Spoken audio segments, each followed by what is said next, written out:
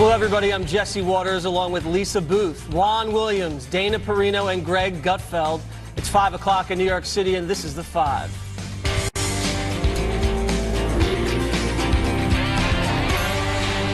Our tough-on-terror president refusing to be politically correct while our national security is at stake. You heard him refer to the Manhattan truck terrorist suspect as an animal yesterday, threatening to throw him in Gitmo. Now, he's calling for an even tougher punishment for the slaughter of 8 deaths. This morning, tweeting, "Would love to send the NYC terrorist to Guantanamo, but statistically that process takes much longer than going through the federal system. There is also something appropriate about keeping him in the home of the horrible crime he committed. Should move fast. Death penalty." This afternoon, we heard more from President Trump on the flawed immigration program that allowed the jihadi suspect into our country. I'm calling on Congress to immediately terminate the diversity visa lottery program. It's a disaster for our country.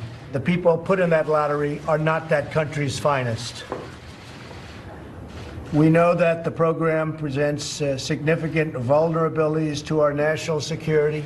We want a system ultimately that's merit-based so we can bring in people that will help our country, grow our country, and be safe for our country. All right, so many people on the left, Greg, are saying that because the president is weighing in on these criminal proceedings, he's jeopardizing a conviction. Do you agree? I don't know about that because this has never happened before. This is a first. And this is a guy who's not a politician for 70 years of his life, who speaks his mind, and he's got this little technology that allows him to do it. It shows that you can put the citizen in the White House, but you can't take him out of the White House. He's still a citizen, and as ill-advised as it might be, he's reflecting the frustrations and the anger of his constituents. He's acting exactly like we would. And also, the reason why he's saying this is because he views this person not as a typical criminal.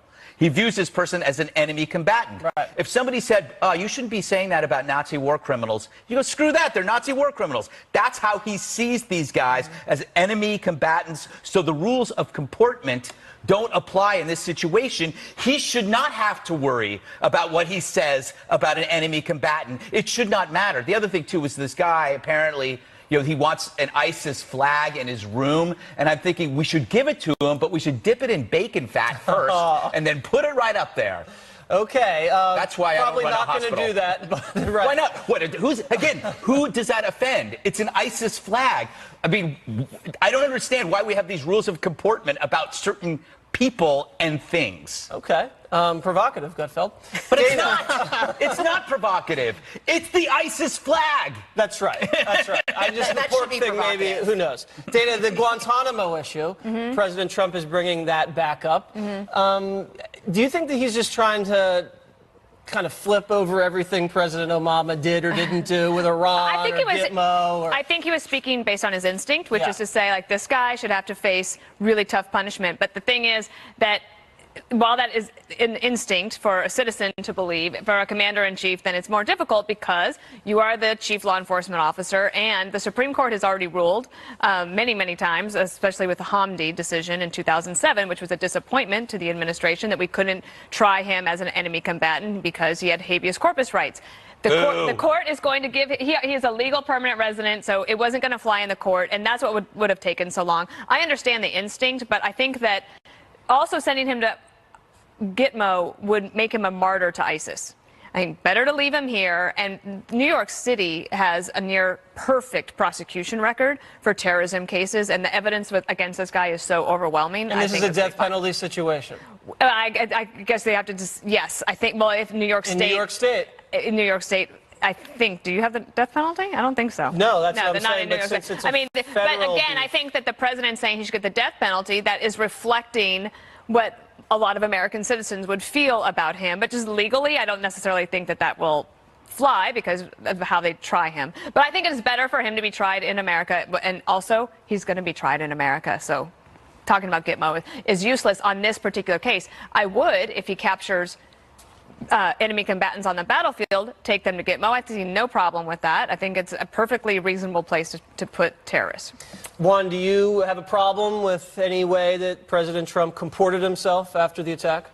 Well, I really have trouble with the idea that he said that our justice system is a laughingstock, a joke to the world, and I think our justice system is the envy of the world. And I mean, so, you know, I was listening to Greg, and I think just like Dana said, you know, Greg's right. You know, it's just like one of us is in the White House, and somebody says, oh, you know, there's a threat to the herd, and we say, go get him, to the shepherd, go get him. We don't like that mean old wolf.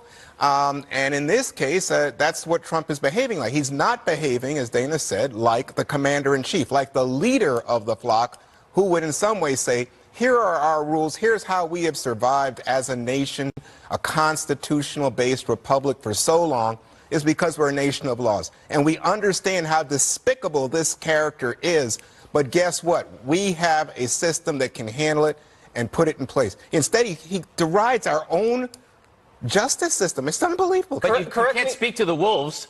They're not listening. Penalty makes him a martyr. This is what he wants. He wanted to die. He wanted to die by suicide by cop, which is why he had those 2 bogus guns. He was hoping to die. He wants to be a martyr. I'm actually with Senator Lindsey Graham on this, who's a military lawyer for 33 years that thinks we should try him as an enemy combatant and send him to someplace like Gitmo. I guarantee if you polled the detainees at Gitmo, actually with Senator Lindsey Graham on this, who's a military lawyer for 33 years that thinks we should try him as an enemy combatant and send him to someplace like Gitmo. I guarantee if you polled the detainees at Gitmo, they would rather die than be there. So I think we actually give this guy what he wants if he gets the death penalty. And I think there's an argument to be made that we are at war with ISIS. This guy is a terrorist. He took up arms with ISIS against the United States, and he's an enemy combatant and should be treated as such. Put him in Rikers Island. I don't think. But he's a legal permanent resident. There's a reason that we didn't bring all of those Gitmo people. Remember, President Obama wanted to bring all the Gitmo detainees to New York City for trial, and America said absolutely not, because as soon as they get here, they get habeas corpus rights, and they were not legal permanent residents, and they didn't deserve it. Well, we've also seen people like Senator Cruz, which I fully support, in stripping the rights of U.S. citizenship from individuals that choose to join ISIS. So I think that is something, particularly in the wake of this, that Congress absolutely needs to revisit, and something that we need to do as a country. These guys are not, as soon as you join ISIS, you are no longer an American, you are no longer a permanent resident of the United States, and you deserve to rot in hell. The question then, Lisa, is how do you prove it? Because you think back, there was an interesting piece in the Wall Street Journal, the editorial this morning, defending the diversity program that President Trump is so critical of, that diversity visa program. And in the piece, the Journal editorial writers talked about how the Tsarnaev brothers, the ones who did the Boston bombing, the younger brother, they were really transitioned into ISIS followers as children. So they were here, and then they radicalized while in the U.S. Or Omar Mateen, the Orlando club bomber. He was an American-born citizen. Syed Farouk, the San Bernardino guy, U.S.-born. His wife was the immigrant. So the question is, you know, how do you revoke someone from being an American citizen? They all pledge their allegiance to ISIS, and I think when you do that, with the legislation, my understanding of the legislation that Senator Cruz put forward, I think it's if you go and physically join ISIS. Oh, well, that's one thing. But I also think that it should also apply to people here in the United States. If you pledge an allegiance to ISIS, if you take up arms against the United States in the name of ISIS, as evidenced by what this guy shouted when he got out of the car, we know by the note that he left, he is a member of ISIS. That is what drove him to do that. That and his radical extremist ideology. Then you should no longer be considered a United States citizen. Well, I guarantee most Americans agree with me on this. And I don't believe the president was saying the entire U.S. justice system is a laughingstock. I think he was referring to the lack of speed with which criminals can get prosecuted because they can drag everything out on appeal. Now, let's listen to what Sessions said, the Attorney General, about this. Go. Terrorists should know this. This administration will use all lawful tools at our disposal, including prosecution in Article III courts or at Guantanamo Bay. If anyone has any doubt about it, they can ask the more than 500 criminals whom the Department of Justice has convicted of terrorism-related offenses since 9/11. And they can ask the dozens of enemy combatants at Guantanamo. So, Gutfeld, what would you do with this guy?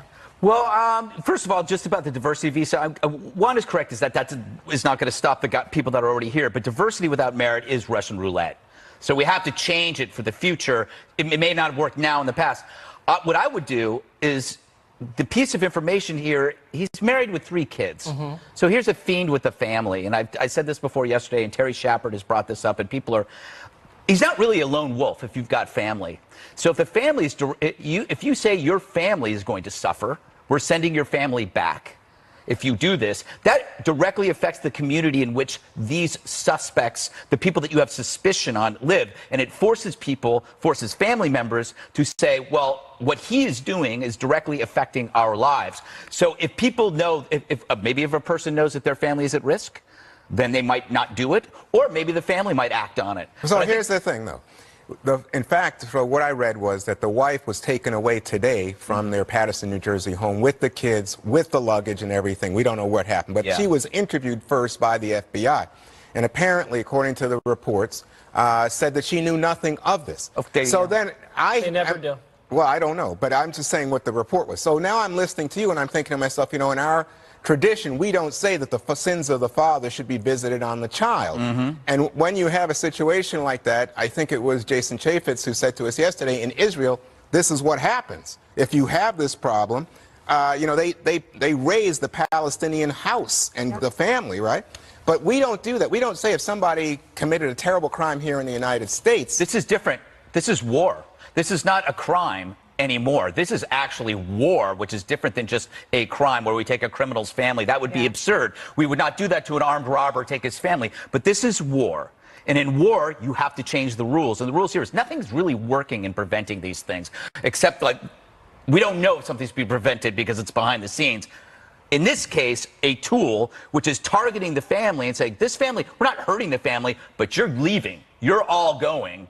That's something new. It's a deterrent. It's a deterrent, and it could work, you know? How much did this guy really care for his family? He was willing to die the other day when he came out with fake weapons. Who knows? Trump got into a lot of trouble when he said, you know, you have to go after the family members, you have to go after the wives.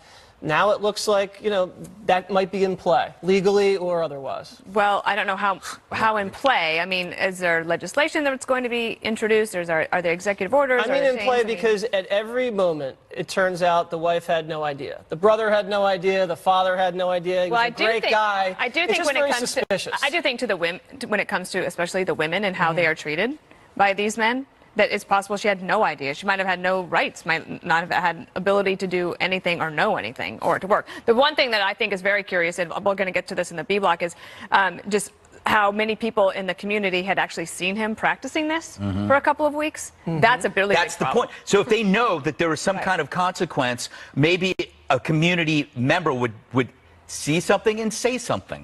Novel idea. I've heard that before. Ahead, we'll update you on the investigation into the Manhattan truck terror suspect. What was found on his cell phones? Next. The Manhattan truck terror suspect, Sayfullo Saipov, appeared in court yesterday shackled to a wheelchair. A criminal complaint says he confessed to planning the bike path attack about a year ago, then on October 22nd rented the truck he used for a dry run. Investigators have discovered several pieces of evidence linking Saipov to ISIS. Cell phones recovered at the scene contain mounds of ISIS propaganda, some showing awful things, beheadings, and the use of trucks as weapons. Also, a note pledging allegiance to ISIS. Now authorities also say the married father of three had previous contact with terror suspects known to the FBI. So, Jesse, you see this guy come into court in the wheelchair. He's shackled there. He wants an ISIS flag in his room. But at this point, do we really know how the legal system is going to deal with him? Do you have any idea, you know, what's the next step? It looks like they're going to prosecute him in federal court and not send him to Guantanamo Bay, as we just discussed. But he's obviously an evil Islamic zealot. And the amount of videos that he had from ISIS and beheadings on his cell phone just underscore that these tech giants need to be much more aggressive in eliminating this type of radical propaganda.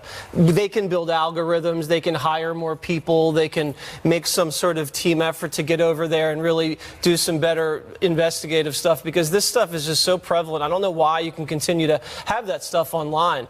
And I think political correctness potentially played a big role in this deadly attack. If you think about the NYPD surveillance program that was going on, I believe the mosque that he was going to was under surveillance until de Blasio and the ACLU ripped that away. The neighbor, I think Greg alluded to in the last segment, Batista, had seen this guy in an empty U-Haul with some buddies making little dry runs with nothing in the back of the van several times in the neighborhood. Didn't say anything. Reminds me of the San Bernardino neighbor. Also didn't say anything.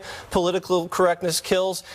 An imam reportedly had been trying to get in touch with de Blasio for an entire year, saying he'd noticed an uptick of radicalism in certain areas in the Manhattan area, had reached out to him on social media. Actual had written hard letters and had sent staff to de Blasio's staff to try to alert him. No response there. And just the lottery system. It just doesn't make sense to me. We shouldn't be running our immigration system based on a lottery system. You don't have parties based on a lottery system. You invite people who you want to come in. I do. Yeah, that's why your parties get out of control, Gutfeld.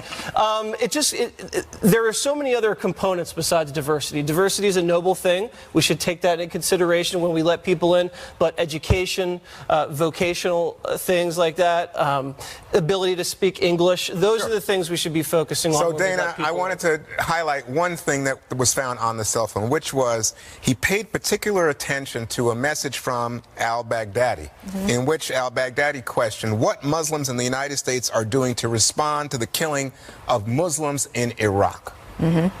Well, al-Baghdadi is this guy that repeatedly, it sounds like we got him, and then he just pops back up again. And if you look at some of the recent terrorist attacks, like the one in Nice, I believe, also inspired by videos from this guy. So there's a couple of things that need to happen. Obviously, it's difficult to take all these videos down. It's hard. Okay, so they exist. But could we have counter videos, right? Like, I'm looking for the imam who's going to come out and is going to be really charismatic and is going to tell all of these young men that this is a ticket straight to hell if they do that. The problem with the guys that don't say anything is that they make it even worse for their community. And if one of the complaints is that there's not an ability to assimilate, well, if you get further and further isolated in your community, that is going to continue to happen. It's not Americans' fault. It's not the citizens' fault. It's the fact that he wants to be like that. And so I think if we could find an imam that is willing to come out and be different and to really promote them, that might make a difference. Well, and that's a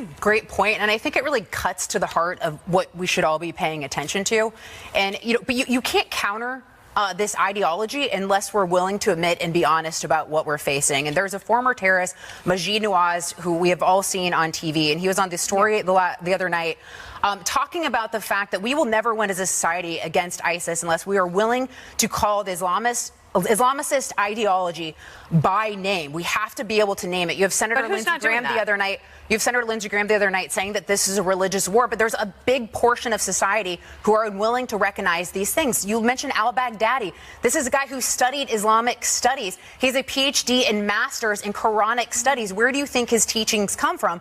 And clearly, this is the radical version and viewpoint that he derives from the Quran. But we need to be honest about what we're facing, because the reality is we're going to face Al-Qaeda, Taliban, or whatever iterations of terrorists that we're going to face throughout my lifetime, but they all share that radical agenda and ideology, and we have to be willing to focus on it to be able to counter that propaganda and just be honest about the threat that we're facing. Greg? I get a chuckle out of when radical Islamists or even reporters for The Guardian or The Independent talk about the responsibility of American foreign policy in the mass death or terrorist attack. It's like if you only stop doing X, they would stop doing Y. They've been doing Y for a long, long time. It fails to explain that the largest number of victims of radical Muslims are actually Muslims. So they're not killing neocon writers at commentary. They're going after Muslims. So if we didn't exist, if America didn't exist, this would still exist, because the wrath of Islamism exists. It's a desire for supremacy, no matter what. It's either obedience or death. So the fact is, we have to treat this like even if we domed America right now, we already have it here. So we have to treat it like a disease. It's like I said before, I don't understand why people watch The Walking Dead when you already have it all around you. This is really something that is unheard of in civilization, where you have creatures roaming your country who want to kill people.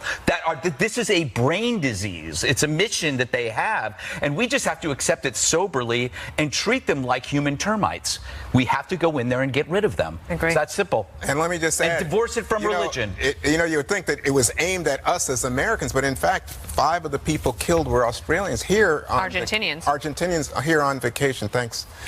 Ahead, Democrats in Virginia have pulled that ad that depicts Republicans as killers in the wake of this week's terror attack. A Greg monologue coming up next. Tell me what is gonna make things so From a real terror attack to a fake one, behold the worst ad of all time, aimed at Virginia's Republican candidate for governor, Ed Gillespie, painting his supporters as homicidal predators bent on killing kids. It's called American Nightmare.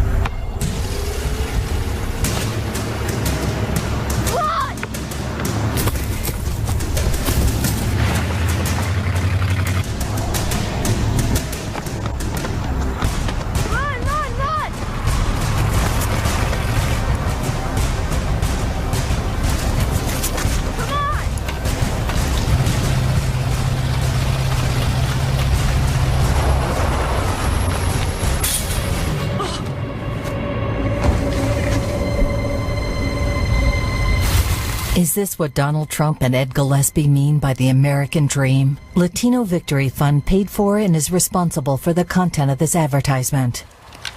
Well, that's despicable. But that's not even the worst part.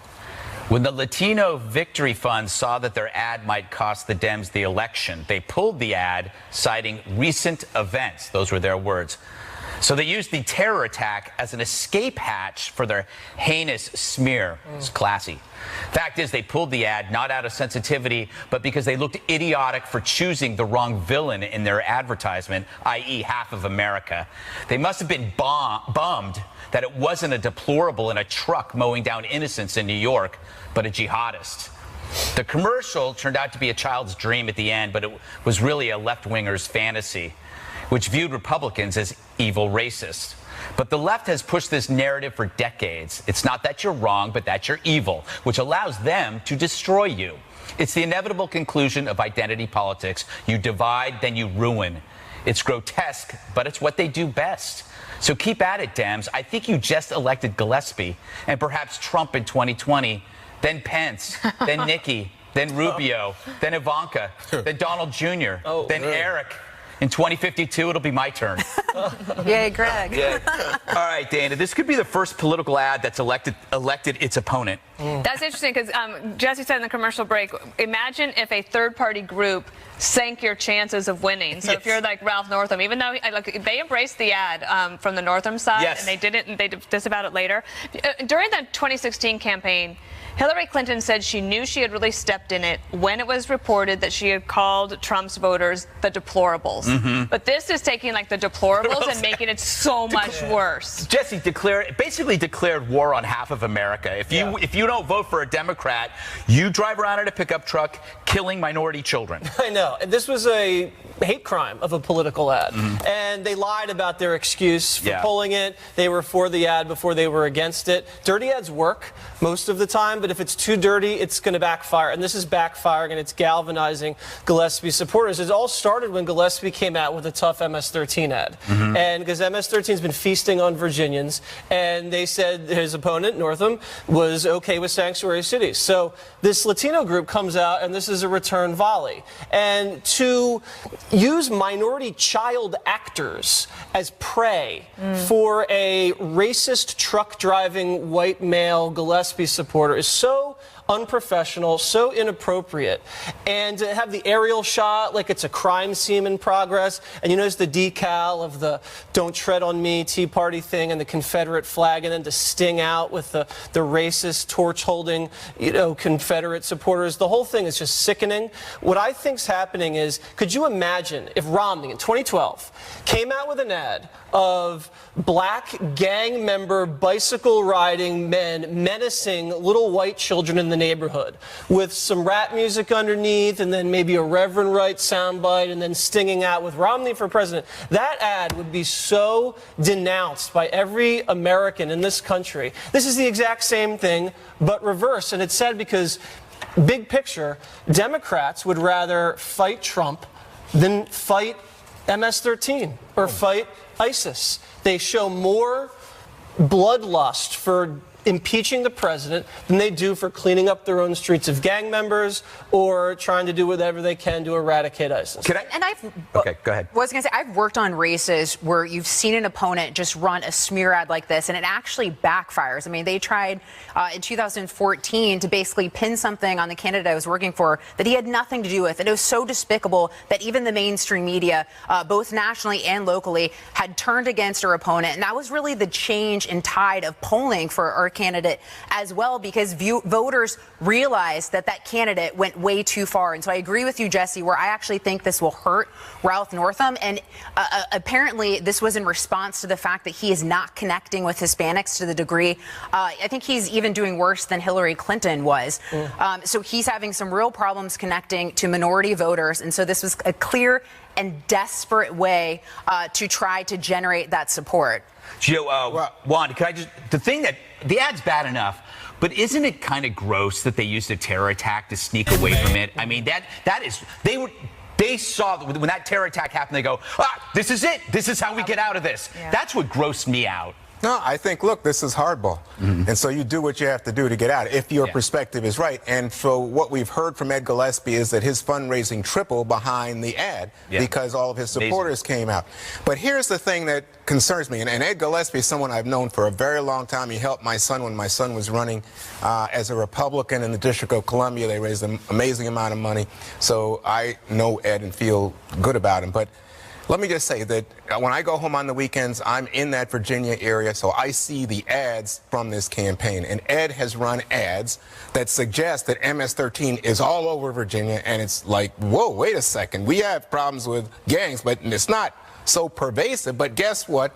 It plays into this idea that immigration is somehow associated with the horrors of this gang. He runs an ad that says kill, rape, control, which is the MS-13 motto. He talks about our families, our heritage being threatened, and that talk about identity politics. Boy, it sure sounds like he's not talking to people who look like me, Greg. But let me finish. And what happens is then you get the Latino Victory Fund, which is this guy, Cristobal J. Alex, who's the head of it, saying basically that the ad held up a mirror to Republicans and they don't like what they see, which reminds me of what I saw earlier this week from the chief of staff when he was on Fox, and he says, I don't know about the Civil War. Gee, I don't know what it was about. Imagine slavery. That's called deflection. No, it's the truth. The fact is, if you conflate MS-13 with Hispanics, that's on you. That's not on the person making the ad. He's saying gangs. He's not saying Hispanics. That's the intent of the ad. No, you're seeing it. You are actually mind reading, Juan. I'm not. And you don't know what's in people's minds. I'm just. Sometimes I don't know if you know what's in your mind. That's a good point. But I must say that if you watch the ad, that's what it was about. All right. Did Hillary Clinton rig the election against poor Bernie Sanders? A top Democrat says she has proof. That's coming up next.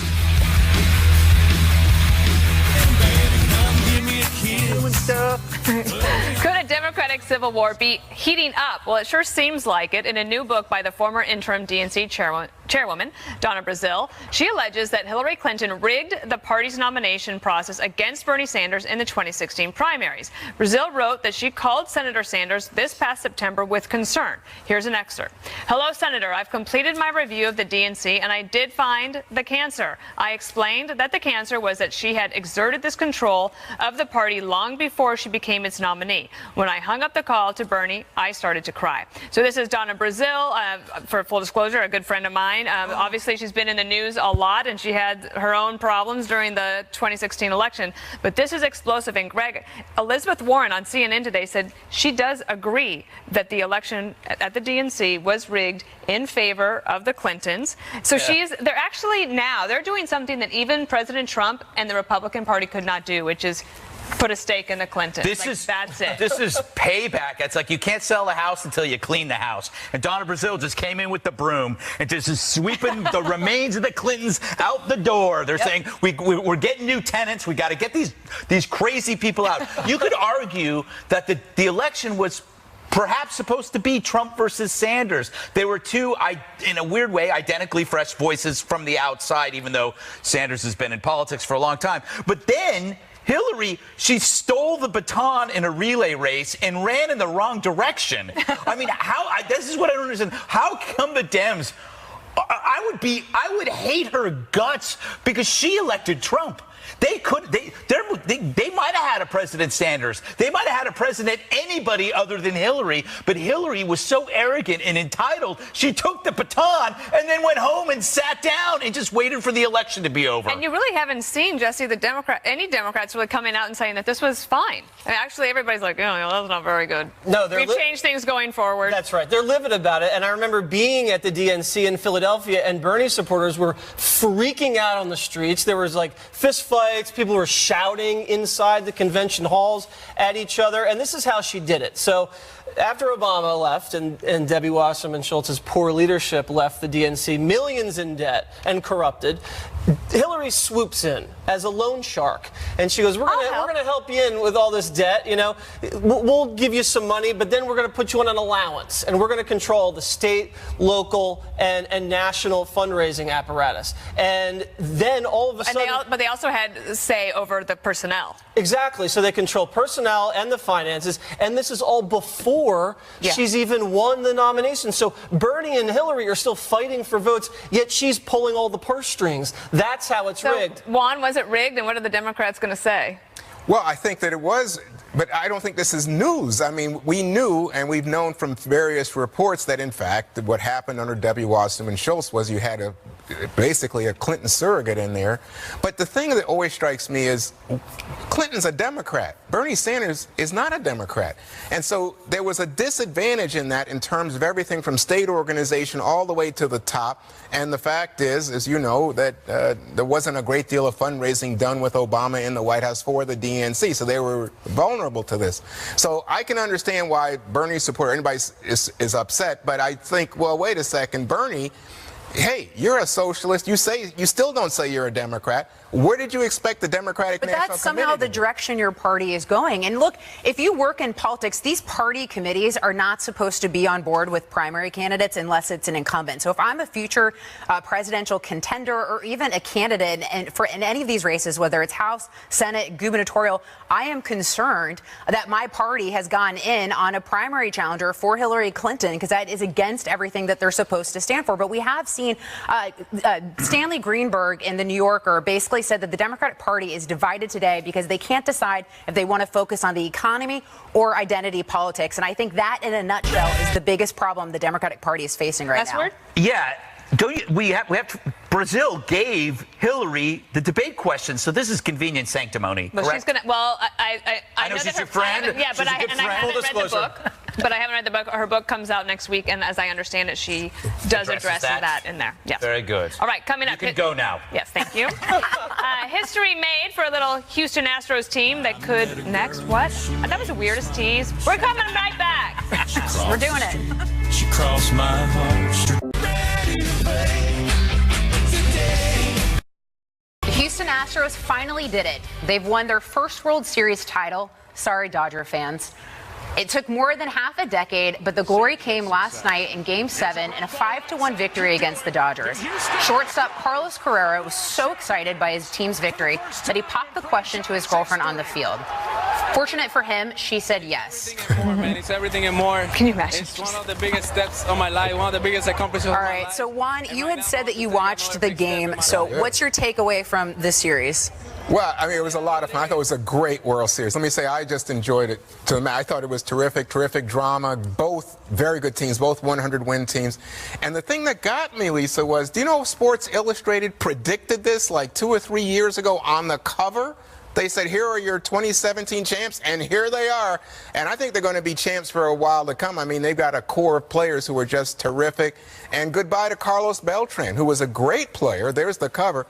Carlos Beltran was a great player for many years. Now he's 40, at the end of his career. And to get a championship finally, terrific. Jesse, top that. I will. I mean, it's nice to see the city of Houston win a championship after suffering so much devastation from Hurricane Harvey. I remember after 9/11, the Yankees were in the World Series, and everyone was pulling for them, but they lost the Diamondbacks. This time, the Houston Astros, they did it for the city of Houston. It's just an amazing feat. It was a great series, 7 games. Too bad Game 7 wasn't as close or dramatic as the other games, but my hat's off to them. I want to talk about the Eagles, though. Could we just switch? The Eagles are 7-1. What They're is going to the going Super on? Bowl, so as long as we're making predictions here, like Against the Sports Broncos? Illustrated, you heard it here first. Yeah, Dana, those are fighting Eagles words, I against the think, for Broncos? Dana. Not the Broncos, Dana. I'm sorry. Dana, what's your take on this series? Obviously, a Well, I huge agree. I mean, moment for Houston needed a win, Yeah. deserved a win because it'd been through so much, and it's a great city. I don't really watch a lot of baseball, but I like watching the aftermath. And also, you guys will know what's the name of the guy that overcame all of his anxiety in order to play? And Gutfeld. yeah. Well, I didn't think about it. It was Every actually night. a big success story. I read about that today too. I should have had his name. And Greg, I know that the proposal was the lasting memory for you, right? It's just another example of toxic masculinity. The World Series is nothing more than patriarchy. You have they're circling a diamond, which is a symbol of economic inequality. They're swinging a bat, which is a symbol of oppression. They're hitting a ball, which is a round orb, which is basically symbolic of what we do to the planet Earth every day. Every day we hit planet Earth with our evil carbon bat. Then we circle the diamond, which is mined in third world countries. Thank you very much, perhaps, to steal home the same way we stole home from indigenous populations. Well, most people just have fun watching. Please stay with us. One more Can't let thing it is breathe. next. It's so fun. It's time now for one more thing. Gutfeld. Snoop Dogg has, I guess, a new album out. I don't know. I've kind of lost track of him, and I think he's in his early 70s. But if you look at the cover, what it is, why don't you show it? It's there you got a corpse, and the toe tag says Trump, and it says "Make America Crip Again," because we love our Crips. What I find interesting about this is, obviously, this is not very nice, but who cares? It's art. In his world, it's art, even though it's evil. What's interesting is he just started hosting a new game show on TBS. So he's got a game show on TBS, The Joker's Wild. It's a reboot of the classic show. And I'm just curious, like, what goes on in the TBS board meeting the next day when your game show host is advocating the assassination of a president? When your host is advocating the assassination of a president, your host of a game show, how are you going to deal with that tomorrow morning? I want to know. Okay. Not technically calling for a boycott, just raising No, questions. I just want to know. need answers. How is TBS going to deal with that BS? That's a good one. Oh. Juan. All right, well, as you can tell from the previous one, we've had a lot of news and upset. So I just thought, you know what? Let's not forget the joys of life. Just a couple of days, your neighborhood was filled with goblins, princesses, and superheroes. Here are some photos of the coolest kids at Fox, the children of the five. Here's executive producer Megan Albano's daughter, JJ the cat. Senior producer Rob Monaco's twins as a mummy and Dapper Devil. Cute. Nice. Producer Queenette Carey's daughter, dressed as a little queen. Oh, yeah. And Kimberly's son Ronan as Chrome Skeleton. That's awesome. And here are three of my favorite people, Eli, the Lego Ninjago, and twins Pepper and Wesley. They were both Disney's Elena of Avalor. Cultural appropriation, Juan. I'm telling you, can't stop it, man. There was no Moana. Can't stop, won't stop. All right, Dana, what do you have? Well, I have something I wanted to highlight because I sat down with Babak Namazi. He's an Iranian-American whose father and brother are being held hostage in Iran. His brother was arrested in Tehran in October of 2015, charged with espionage and collusion. 1 month later, his father, Bakir, a former United Nations official, he was arrested. So he's 81 and he's in very poor health there. President Trump is helping them try to get him back so that we don't have another situation like we did with Otto Warmbier. I talked to them for FoxNews.com. Take a look. When you saw Otto Warmbier come back and he was in such desperate situation after being tortured by the North Koreans, what went through your mind? I just need my loved ones home before it's too late. We need them to come to us, to their grandchildren, and they're missed terribly. 2 years is a long time. It's a lifetime of having a really like a knife twisting in your heart. So we should keep them in mind for sure. All right. Well, I woke up this morning and everybody's wishing me happy birthday on Twitter. I'm thinking, what's going on? My birthday's in July. I investigate. It turns out it's David Schwimmer's birthday. All right? That's not me. That's David Schwimmer. It's his birthday. He turns 51. I actually think he looks fantastic for 51. So looking good, David. And I actually ran into him one time years ago. That's us together. With beards. Yeah, there we go. I don't know what that means. So happy birthday. Happy birthday, Jesse. Thank you. Mattress Mac, who was long a local celebrity in Houston, but he became a celebrity in America when he turned his showrooms into evacuation shelters during Hurricane Harvey, where he flew 40 Hurricane Harvey first responders, military veterans, and diehard Astro fans to Los Angeles for Game 6 of the World Series. Awesome guy. You rock. All right. Set your DVRs. Never miss an episode of The Five. Special Report is up next. Here we go. Brett. Happy birthday, David. Jesse? Yes, happy birthday. Your wallet was the focus in Washington today as the president makes his pick for a new Federal Reserve chair. This as House Republicans finally revealed their long-awaited plan for tax reform. This